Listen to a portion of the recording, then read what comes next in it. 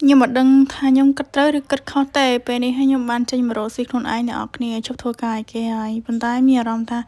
ដូចអត់ដើរទៅមុខសោះគាត់តែចំណៃក្រួយអ្នកនរគ្នាគឺថាអស់លុយច្រើនមែនតើហើយក្រួយអត់ទាន់បានប្រមូលផលទេពងដែរតែពងអត់គ្រប់សម្រាប់គេយក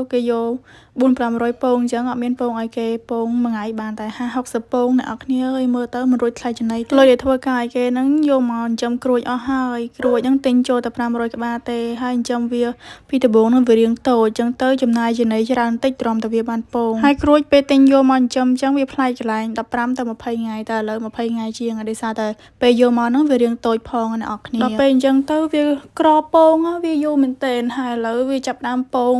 ទូច1-2បដាប៉ុន្តែអត់រួចថ្លៃចំណីទេខ្ញុំហ៊ានធានាមួយថ្ងៃចំណីចូល2ទៅ3ម៉ឺនដល់ពេល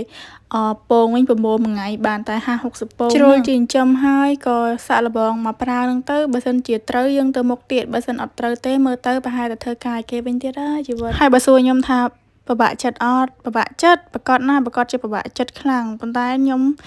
ត្រូវតែដើរទៅមុខទៀតនិយាយរួមទៅខ្ញុំតែងតែប្រាប់ខ្លួនឯងថា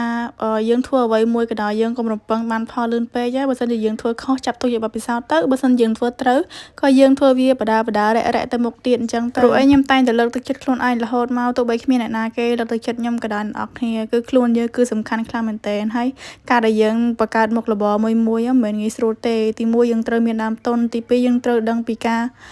ធ្វើមុខរបរហ្នឹងដូចជាការលក់ដូរការចិញ្ចឹមអញ្ចឹងយើងតើតែរៀនគ្រឹះវាឲ្យចេះច្បាស់លាស់សិនចាំយើងចេញមកធ្វើវាអ្នកនរគ្នាអញ្ចឹងដើម្បីការពារកុំឲ្យវា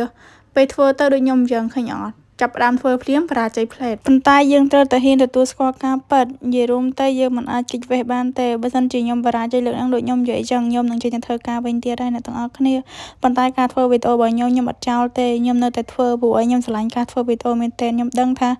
ចេញធ្វើវីដេអូដំបូងមានឧបសគ្គច្រើនហើយក៏មានមនុស្សជាច្រើនអត់ចូលចិត្តយើងអីចឹងប៉ុន្តែអ្នកទាំងអស់គ្នាខ្ញុំអត់ខ្វល់ទេដោយសារតែខ្ញុំឃើញគេធ្វើច្រើនហើយវាជាក្តីស្រមៃខ្ញុំយូរណាស់ហើយអញ្ចឹងឥឡូវនេះខ្ញុំមានឱកាសបានធ្វើហើយបើសិនជាខ្ញុំអត់ធ្វើទេ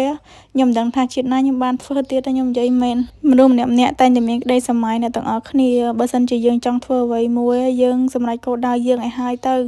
យើងមិនបាច់គិតច្រើនទេពួកអីអ្នកដទៃគេចាំតែសើចច្អកយើងទេនៅពេលដែលយើងបរាជ័យបើសិនជាយើងជោគជ័យគេក៏អបអរសាទរយើងតាមនឹងដែរដូចឥឡូវខ្ញុំជួបផ្ទាល់ហើយមិត្តភក្តិខ្ញុំបានឆាតមកសួរខ្ញុំថាមិនហើយជីវិតចេញមកធ្វើការខ្លួនឯងមានអីលើបរាជ័យសុទ្ធសាធគេមានអីគេមានតែសើចយើងនឹងឯងនិយាយរួមទៅខ្ញុំវាអត់មានមិត្តល្អទេមានតែមិត្តសេរី fake អ្នកទាំងអស់គ្នាមានតែមនុស្សឆ្អិនក្បាលស៊ីក្បាលឆ្អិនកតុយស៊ីកតុយខ្ញុំមិនមែនថាមិនទេតាំងពីដើមឡើយគឺមានមិត្តភក្តិមួយណាក៏គេធ្វើបាបខ្ញុំដែរគេបោកប្រាស់ទឹកចិត្តយើងបោកអីអញ្ចឹងណាគេមានធ្វើបាបវាយដំរាងកាយអីយើងទេគេធ្វើបាបទឹកចិត្តយើងហ្មងយើងជាមនុស្សដែលមានទឹកចិត្តល្អមិនតែគេមិនតែមើលឃើញទេប៉ុន្តែឥឡូវខ្ញុំក៏អត់ខ្វល់ជាមួយនឹងមនុស្សទាំងអស់ហ្នឹងដែរជាចុងក្រោយខ្ញុំចង់ផ្ដាំទៅអ្នកនរគ្នាបើសិនជាអ្នកនរគ្នាចង់ឈប់ធ្វើការគេចេញមករកស៊ីឬក៏ចេញបើក